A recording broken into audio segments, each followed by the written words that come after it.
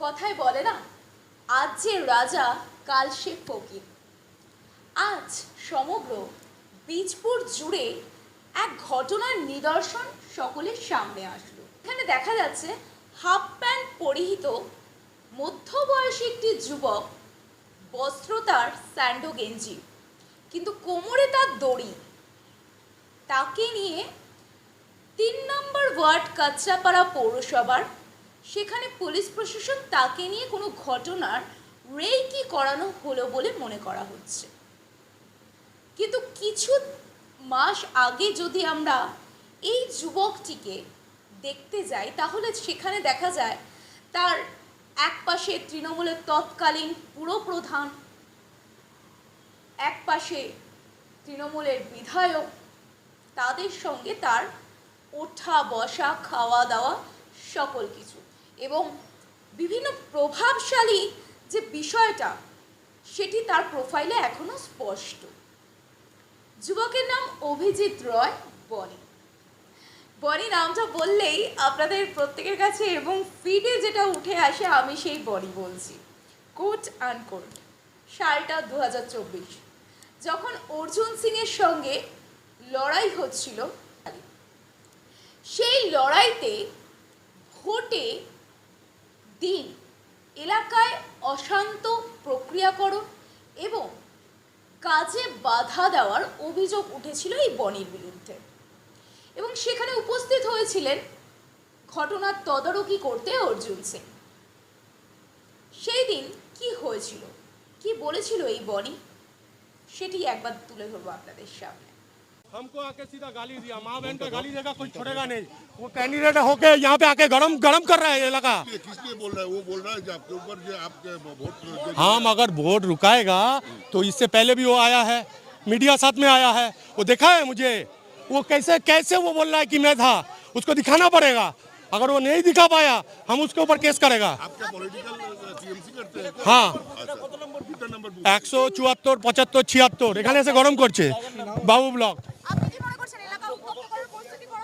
হ্যাঁ, ক্যান্ডিডেট নিজে এসে এলাকা উত্তপ্ত করছে, গালাগালি দিচ্ছে। আমার নাম অভিজিৎ রায় বনি। দেখলেন, আবার কোথাও কোথাও বনি নিজেকে আমিও একজন রিপোর্টার বলে দাবি করছেন। দেখে নিন, রিপোর্টার আমি সবাইকে বাইট দেবো। দেখাবো আপনাদের অর্জুন সিং তিনি ঠিক কি বলেছিলেন। को मार रहा है, एक महिला को मारा, हॉस्पिटल ले जाना पड़ा उसको। ভোট দিতে বাধা দিচ্ছে, ভোট দিতে বাধা দিচ্ছে। ও গালাগালি করছে, যথারীতি ধমক দিচ্ছে। अरे हम लोग प्रॉब्लम कर रहा है, बूथ कहाँ है बताइए? यहाँ वोटर लोग को ले आकर वोटर को मार रहा है। हम लोग प्रॉब्लम कर रहा है, वोटर अभी तो थाना में गया, ভোটার বলা হচ্ছে বনি ডিস্টার্ব করছে, আপনারা কিছু করছেন না, এসে আমাকে থ্রেট করছে।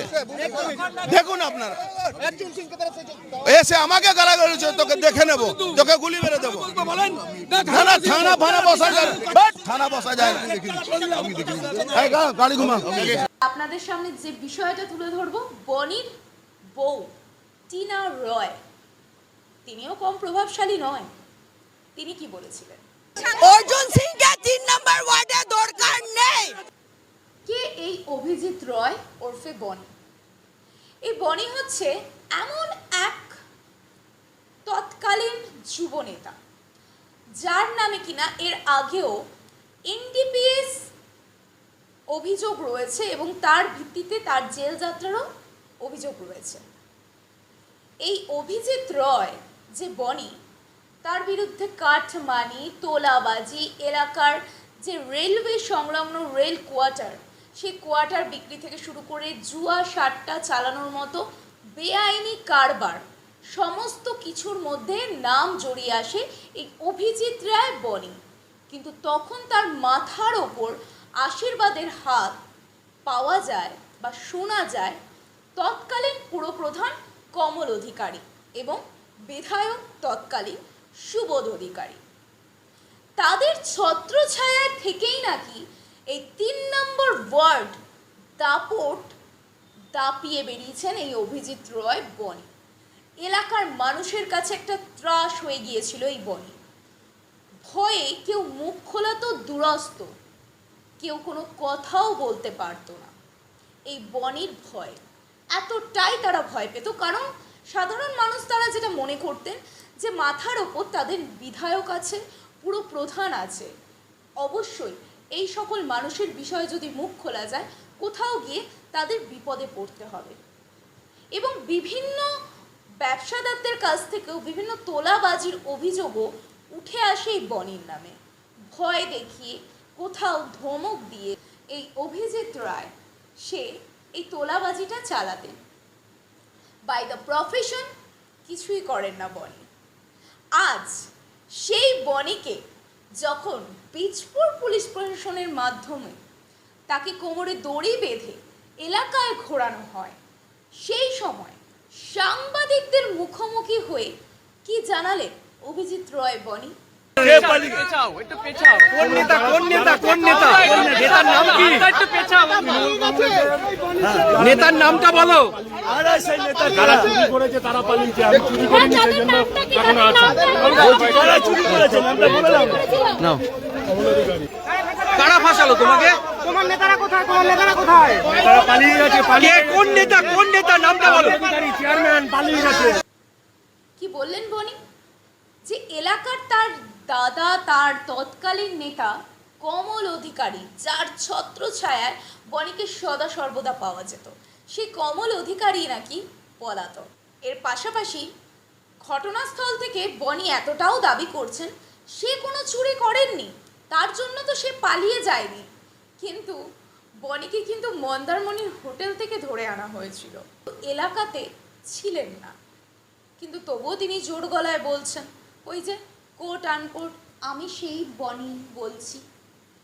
শুধু তাই নয়, তৎকালীন তৃণমূলের জামানায় এই বনিকে যুব সভাপতিও করা হয়েছিল। দেখে নেব বিষয়টা কি হয় বলুন তো।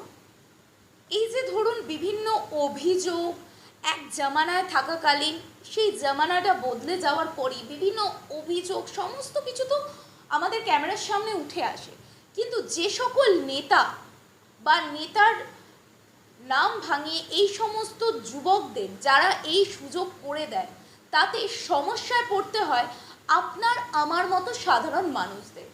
কারণ সাধারণ মানুষরা চায় একটু পরিষেবা, একটু শান্তি আর একটু ব্যবস্থাপনা, তাদের যাতে সমস্ত কিছুর মধ্য থেকে তারা পেতে পারে। এবং সেইখানে দেখতে গিয়ে দেখা যায় তারা যারা থাকে তারা এই ধরনের কিছু যুবকদের কাজে লাগিয়ে সমস্ত ক্ষমতার অপব্যবহারের একটা নেক্সাস তৈরি করে দেয়। এবং এই নেক্সাসের ব্যবহারটা, এই নেক্সাসের ক্ষতিপূরণ দিতে হয় সাধারণ মানুষকে। কারণ তোলাবাজি সাধারণ মানুষের কাছ থেকে, অত্যাচার ভোগ করতে হয় সেই সাধারণ মানুষকে। এর অত্যাচার যখন এরা চালায় তখন সেই দুঃখ কষ্টটা সেই সাধারণ মানুষের পরিবারের ওপরেই কিন্তু বর্তায়। আজ যে নিজেকে এলাকার যুব নেতা তথা যুব সভাপতি বলতো, সেই যুব সভাপতির কি করুণ দশা দেখুন। সময় সব থেকে বড় এবং এর থেকেও বড় কর্ম এবং তার ফল। এবং এই বিষয়ে শ্রীকৃষ্ণের একটি বাণী আপনাদের সামনে আমরা একটু রাখার চেষ্টা করব। और मन में ये पक्का विश्वास रखो कि जिस नियत के साथ तुम कर्म करोगे उसी नियत के अनुसार तुम्हें फल अवश्य मिलेगा। कर्म का ये अटल विधान है, इसमें कभी किसी के साथ अन्याय नहीं हो सकता। हे अर्जुन, प्राणी का कोई भी कर्म नष्ट नहीं होता, मनुष्य को अपने हर कर्म का फल अवश्य मिलता है। इस तरह प्राणी के कर्मों के अनुसार उन कर्मों का फल हर मनुष्य के प्रारब्ध में लिख दिया जाता है। देखते ही पालन एकेई बोले, समय का पहिया कब कैसे पलटता है और पलटकर किस पे बार कब करेगा इसका कोई हिसाब नहीं होता है। एकदम ही ताई समय कखन कार बदले जाए, कखन कोन दल कखन কে শাসকের ক্ষমতায় এসে যায়, কে শাসকের অধীনে চলে আসবে, এইটা কিন্তু কেউ বলতে পারে না। এই বনির মতো প্রচুর মানুষ আছে যারা নিজেদের মনে করেছিল তাদের এই শাসন চিরকাল তারা বর্তিয়ে যাবে, তাদের এই ক্ষমতার অপব্যবহার এবং সাধারণ মানুষের প্রতি অত্যাচার এইভাবেই তারা বর্তাতে থাকবে। কিন্তু ওই যে বলে সময় সব কিছুর সঠিক জবাব দিয়ে দেয়। আজ আমি সেই বনি বলছিকেই কোমরে দড়ি পরে ঘুরতে হলো এলাকার মানুষরা সবাই তটস্থ হয়ে দাঁড়িয়ে দেখলো, চোর স্লোগানও শুনতে হলো এই অভিজিৎ রয় তৎকালীন যুব সভাপতিকে। মনে করা হচ্ছে এই যে অভিজিৎ রায় তৎকালীন পুরপ্রধানের একনিষ্ঠ তথা ঘনিষ্ঠ যে যুবক যাকে ধরা হলো, এই অভিজিৎ রয় কি আগামী দিনে কোনো দুর্নীতি, কোনো বড়সড় কোনো অভিযোগের রাজসাক্ষী হতে চলেছে? আর এই রাজসাক্ষীর ভিত্তিতেই কোনো বড় মাথা আসতে চলেছে প্রশাসনের আওতাভুক্ত? চোখ রাখুন, নজরে রাখবো আমরাও। ততক্ষণ দেখতে থাকুন নিউজ সুপার। আজকের মতো খবর এ পর্যন্তই। ততক্ষণ চোখ রাখুন, দেখতে থাকুন নিউজ সুপার। নিউজ সুপার আপনাদের দিতে পারে সব খবর, সববার খবর। কাঁচরাপাড়া পলিক্লিনিক বা নাইট অ্যাঞ্জেল নার্সিং হোম কেনাকাটার একমাত্র ঠিকানা আগমনী বাসন্তী।